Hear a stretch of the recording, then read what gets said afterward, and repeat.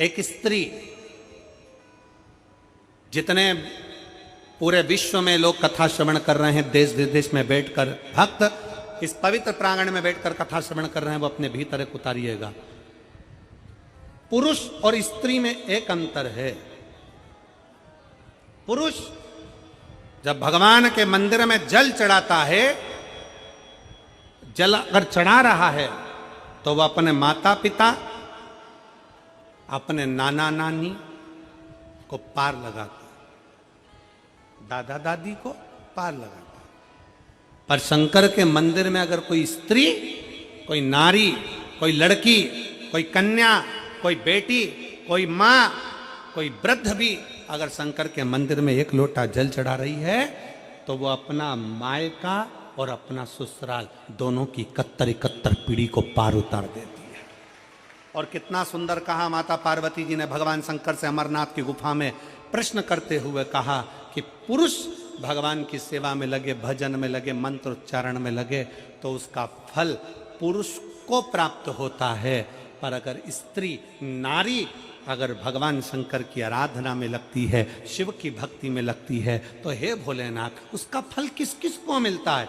शिव महापुराण की कथा कहती है, भगवान शंकर का चरित्र कहता है, पुरुष का करा गया पुण्य पुरुष को प्राप्त होता है, पर केवल भारत की भूमि पर एक नारी एक ऐसी होती है, स्त्री ऐसी होती है, जिसने अगर सोमवार का व्रत कर लिया, मंगलवार का व्रत कर लिया, तीज का व्रत कर लिया, चतुर्थी का व्रत कर लिया, छठ का व्रत कर लिया, पंचमी का व्रत कर लिया, नवरात्रे के व्रत कर लिए, कोई सा व्रत, कोई सी पूजन अगर भारत की भूमि हो, चाहे देश विदेश की नारी हो, अगर कोई स्त्री व्रत करती है तो उसका फल केवल स्त्री अकेली को नहीं मिलता, उसका फल उसके बेटे को, उसकी बेटी को, उसके पति को, उसके ससुर को, उसकी सास को और उसके मायके को, सबको प्राप्त होता है। ये नारी के द्वारा किया गया पुण्य का फल उसके पूरे परिवार को मिलता है, पूरे परिवार। शायद आप लोगों को मालूम है कि नहीं मालूम, हमें ध्यान में नहीं है, करवा चौथ का व्रत किसके लिए होता है? जम के बोलो जरा, इधर होता है कि नहीं होता छत्तीसगढ़ में? अरे जम के तो बोलो, होता है। किसके लिए करते हो? पति की लंबी उम्र के लिए, ठीक है। और ये पूरी दुनिया जानती है कि करवा चौथ का व्रत पति की लंबी उम्र के लिए होता है। पर कभी मौका मिल जाए तो एक बार गणेश पुराण को पढ़िएगा, और गणेश पुराण में और देवी भागवत में दोनों में स्पष्ट वर्णन आता है कि अगर स्त्री चतुर्थी का व्रत करती है, चाहे वो करवा चौथ हो, चाहे बड़ी चतुर्थी हो, छोटी चतुर्थी हो, किसी भी चतुर्थी का व्रत अगर स्त्री करती है तो उसके पति का तो उम्र बढ़ता ही है, साथ में उसके पुत्र का वैभव भी बढ़ता है, उसके पुत्र का वैभव भी बढ़ता है, उसकी संतान का सुख भी बढ़ता है। तो कोई ये विचार ना करे कि करवा चौथ का व्रत केवल पति के लिए होता है। शिव महापुराण की कथा कहती है कि करवा चौथ का व्रत अगर स्त्री करती है तो पति की तो उम्र बढ़ती है, साथ में उसके बच्चों का वैभव भी बढ़ता है। कोई व्रत अगर स्त्री करती है, नवरात्रे का व्रत कर रही है, नवरात्रे में उपास रख रही है, उसका फल सबको मिलता है, उसके पूरे घर को प्राप्त हो, पूर्ण घर।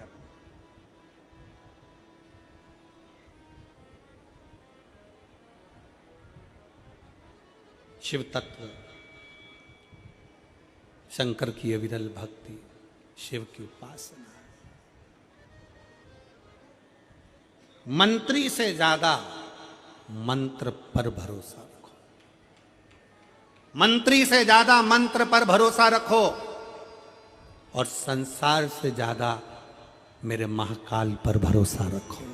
तो नहीं मालूम कि गणेश जी कब फ्री रहते हैं? हमने कहा गणेश जी फ्री रहने का केवल एक समय होता है, एक टाइम होता है, एक पल होता है, एक घड़ी होती है। गणेश जी की सबसे पहली जो आरती हो, उस आरती के समय पर अगर धूप बत्ती जलाई जाए या गोबरी को जलाकर उसमें गूगल छोड़ी जाए, और गूगल छोड़ने के बाद गणेश जी का नाम ध्रुम वर्ण कह दिया जाए, तो गणेश जी को तुम्हारे घर की पूजा स्वीकार करना पड़ती है। बस वो समय हम जानते।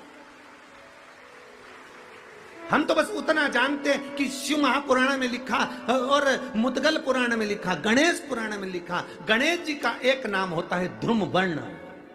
क्या नाम है? ध्रुम वर्ण। गणेश जी का एक नाम होता है। जब हम धूप जलाकर और धूप लगाने के बाद में गणेश जी की सबसे पहली आरती करने के पहले अगर हम सबसे पहली आरती गणेश जी की कर रहे हो, अपने घर में स्थापना कर रहे हो, बिठा रहे हो, और तुम चाहते हो कि गणेश जी मेरे घर में आके मेरी पूजा को स्वीकार करें और जो मांगू मेरा गणेश मुझे दे 10 दिन के अंदर, तो पहला नाम लेकर पुकार लेना ध्रुम वर्ण विनायक, बैठो, बस काम हो गया। वो फ्री होकर आता, वो बैठता, अलमस्तता में बैठता। अब वो हमसे पूछे समय क्या है, हमने कहा देखो हमारे को तो मालूम नहीं, बस इतना जरूर जानते हैं कि ध्रुम वर्ण नाम के मेरे विनायक, जो जिनके शरीर से भक्तों के ताप मिटाने के लिए अग्नि तेज निकलता रहता है, जिनके शरीर से धुएं की भांति अग्नि प्रकट होती रहती है। अग्नि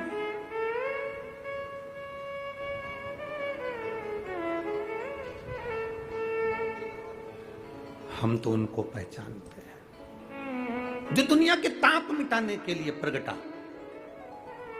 उनके शरीर से अग्नि धुआं तेज पुंज प्रकट हुआ। वो ध्रुम वर्ण विनायक साधारण, उसका केवल नाम उच्चारण कर कर भी अगर विराजित किया जाए, वो आया स्वीकार करेगा।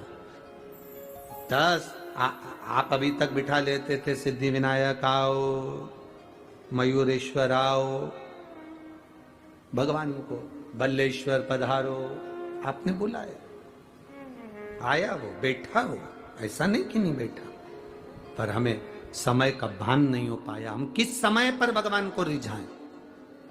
परमात्मा को रिझाने का कोई समय होता है? भगवान को तो जब तुम्हारी मर्जी पड़ जाए, जब तुम्हारा दिल कर जाए, तब मेरे भगवान को रिझाने का प्रयास करो, वो तुम्हारे करीब में आकर बैठ जाएगा। जब तुम्हारा मन पड़े, जब तुम्हारी मर्जी पड़े।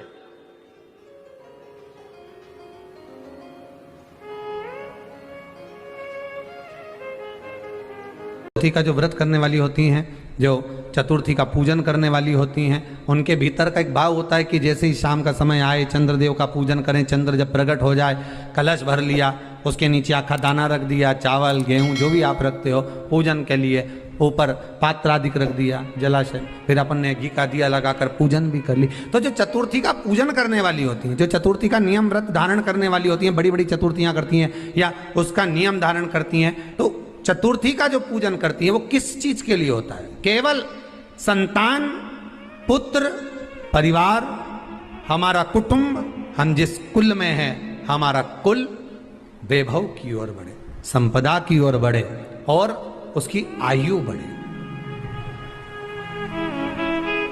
उसकी आयु बढ़े, वैभव बढ़े। बहुत ध्यान दीजिएगा महाराज, चतुर्थी की पूजन में जो आप आखा दाना रखते हो, गेहूं वगैरह कुछ भी जो रखते हो, उसकी बड़ी महत्वता होती है महाराज। यहां तक कहा गया है, चतुर्थी की कथा तो आप लोग पढ़ते होंगे, जो लोग पढ़ते हैं उनको मालूम होगा। चतुर्थी की कथा में लिखा है, चौथ माता के व्रत में वर्णन किया गया है कि वो आखा दाना जो रखा जाता है, मान लो कोई जरूरी काम होता है तभी आखा दाना को रखा जाता है, संभाल के रखते हैं कि हम इस काम के लिए जा रहे हैं और हमारा ये कार्य सफल होना चाहिए। तो जिसने चतुर्थी का व्रत करा है, जिसने चंद्रदेव का पूजन करा, चतुर्थी का व्रत करा, वो गणेश जी से विनती करके वहां से 2-4 आखा दाना उठा ले, और जो व्यक्ति का काम अटक रहा है अपने ही घर का, पर दूसरे कुल को नहीं देना, अपने ही कुल के अंतर्गत जो काम अटक रहा है उसकी जेब में, उसके पल्लू में उस चीज को रख दिया जाए। तो चतुर्थी जो अगली आती है, जैसे आप महीने की करते हो तो महीने की, और आप जैसे करते हो कि 4 अलग बड़ी बड़ी चतुर्थी करते हो, तो उसके अनुसार आपका कार्य सिद्ध होता ही है। उस आखे दाने का इतना महत्व होता है क्योंकि चतुर्थी का व्रत करने वाली माता जब व्रत करती है तो स्वयं चतुर्थी की कथा में लिखा हुआ है कि पार्वती जी गणेश जी से चतुर्थी की कथा बचवाती। चतुर्थी की कथा बाची किसने थी? स्वयं गणेश जी महाराज ने। और सुनी किसने थी? माता पार्वती। बाचने वाले गणेश जी थे, सुनने वाली माता पार्वती थी। तो चतुर्थी की कथा जब होती है तो उसको स्वयं गणेश जी बाच रहे हैं, तो व्रत कौन सुन रही है? माता पार्वती। और आपने जो आखा दाना लिया वो गणेश जी के भाव से लिया, गणेश जी से निवेदन करके, विनय करके, प्रार्थना कर कर उसको प्राप्त किया।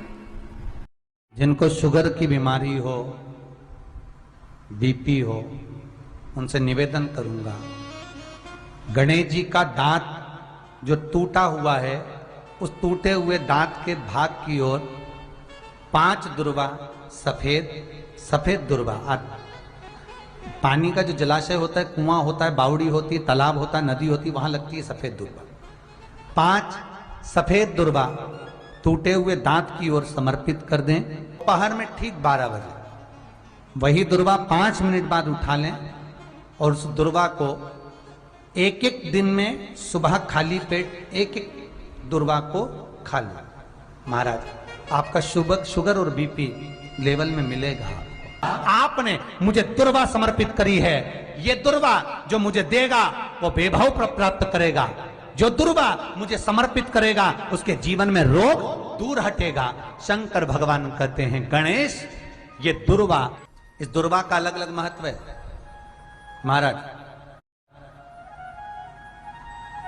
कुएं के पास की सफेद दुर्वा, कुएं के पास की सफेद दुर्वा, यदि 41 दुर्वा प्रत्येक बुधवार को गांठ लगाकर गणेश जी को समर्पित कर कर वापिस उठाकर उस दुर्वा को खाली पेट, आपके घर में भी गणेश जी होंगे, उनको समर्पित करो।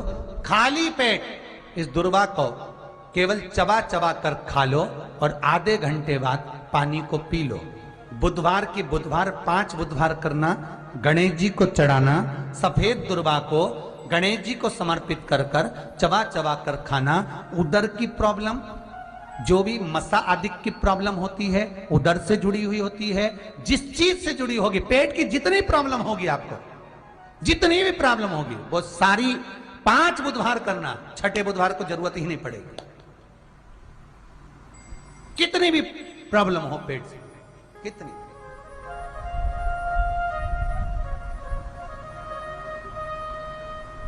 पेट से जुड़ी हुई प्रॉब्लम जितनी भी होगी समाप्त। यही दुर्वा, पेट की तकलीफ रहती है, श्वास की तकलीफ रहती है, उसके लिए दुर्वा का भी व्याख्यान इसमें किया गया। यदि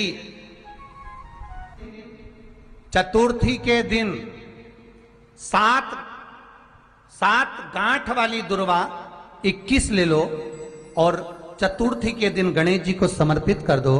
पंचमी तिथि को उस दुर्वा को उठाकर दूध में डाल दो और उस दुर्वा को दूध में डालकर उस दूध में उस दुर्वा को मल लो, और जिसके सफेद चमड़ी पड़ गई हो, चर्म रोग हो गया हो, उस दूध को उस दुर्वा के साथ, दूध नहीं भी हो तो पंचमी के दिन दुर्वा का लेपन शरीर पर कर लें। आधे घंटे तक करने पर पंचमी को प्रदोष काल में स्नान कर लें। महाराज, आपको चर्म रोग में आराम लग जाएगा, सफेद चमड़ी अपने असली रंग में आना प्रारंभ हो जाएगी। गणेश पुराण दुर्वा का मूल बता। महाराज, 21 दुर्वा के 108 बंडल बना लो। अगर एग्जाम में बैठ रहे हो, सरकारी परीक्षा में बैठ रहे हो, पास नहीं हो रहे, नौकरी नहीं लग रही, बहुत जगह इंटरव्यू दे दिया, 21 दुर्वा के 108 बंडल बनाओ, उसकी माला बनाओ और देवी के मंदिर में, माता जगदम्बा के मंदिर में, अर्थात जहां शंकर पार्वती पूर्ण परिवार विराजमान हो, ऐसे देवी के मंदिर में गणेश जी के गले में वो माला अर्पण करिया है, अपना नाम बोलकर और जिस एग्जाम में बैठ रहे हैं उसका भाव वर्णन कर कर। महाराज, और वहीं से एक पुष्प लेकर अपने कमरे में जहां पढ़ते हो, कांच की प्लेट में उस फूल को रख दीजिए और दूसरे दिन एग्जाम के लिए चले जाइए। आपको उसका फल अवश्य मिलेगा, अवश्य मिलेगा। आप उसमें उत्तीर्ण होंगे, फल प्राप्त होगा। दुर्वा सुख का अनुभव करा देता, आनंद का अनुभव। घर में शांति ही ना रहती हो, सुख ही नहीं है,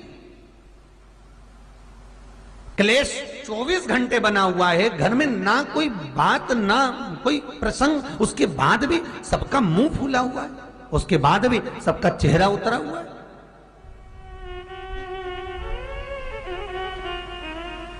जिस घर में सुख और शांति ये दोनों चीजें नहीं हैं, वो निवेदन है लाल वस्त्र में लाल फूल रखकर उसमें थोड़ा धना, धना जानते हो, वो खड़ा धना आता है, धना पाउडर नहीं, धना, हरा धना, और 5 गोल सुपारी, जो गोल सुपारी होती है पूजन वाली सुपारी, 5 पूजन वाली सुपारी, 5 बेलपत्र इस लाल वस्त्र में रखकर घर के मध्य भाग में पूरे घर का केंद्र बिंदु मिला लो, पूरे घर का नाभि कोण मिला लो, पूरे घर का नाभि स्थल, मध्य स्थल मिलाकर वहां पटे पर रखकर कुंकू चावल से पूजन कर कर उस पर 3 बार पानी को फेर कर भगवान श्री गणेश जी महाराज के मंदिर में बिना बोले जो रखकर आ जाता है, उसके घर में कभी क्लेश नहीं होता, सुख और शांति ये दोनों प्रवेश कर जाती है। भगवान शंकर का शिवलिंग बेलपत्री के पेड़ के नीचे बनाना, साथ में गोबर के विनायक बनाना, गोबर का गणेश, और गोबर का गणेश बनाकर एक छोटी सी पिंडी जैसी माता जगदम्बा के लिए एक ढेली रख देना, गोबर की, महाराज मिट्टी या गोबर की। इन तीनों स्वरूप का पूजन आप करना बड़े प्रेम से, चंदन चंदन आदि अक्षत पुष्प समर्पित कर कर। कच्चा दूध तीनों पर चढ़ाना, दही तीनों पर चढ़ाना, शहद तीनों पर चढ़ाना, घी तीनों पर चढ़ाना, शक्कर तीनों पर चढ़ाना। पूजन कर कर एक इतना बड़ा लाल वस्त्र, लाल वस्त्र, उस लाल वस्त्र पर अपने हाथ के छापे बनाकर कामना कर कर कि हम पति पत्नी में कभी झगड़ा ना हो, प्रेम बढ़े, क्लेश ना हो, आनंद बढ़े, छापे लगाकर उस वस्त्र से उन मूर्तियों को ढाक देना। पूजन कर कर घी का दिया लगाकर ढाक दीजिए। 108 चावल के दाने लेकर एक एक चावल का दाना अपनी कामना कर कर उस वस्त्र पर डाल दीजिए। वस्त्र का चावल अपने ऊपर बाद में छिड़क लीजिए, मूर्तियों का पूजन कर फिर वापस पूजन कर कर विसर्जन कर दीजिए। अगर अदालत में केस भी चल रहा होगा तलाक तक का, तो भी प्रेम बढ़ सकता है और आपका जीवन सुखमय हो सकता है, आनंदित हो सकता है। कोई पैसे नहीं दे रहा, अवश्य करें।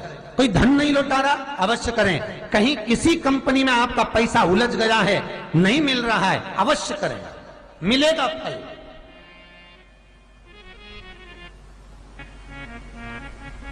लाखों रुपए डूब रहे हैं, एक बार करने में क्या जाता है, निकल आएगा पैसा।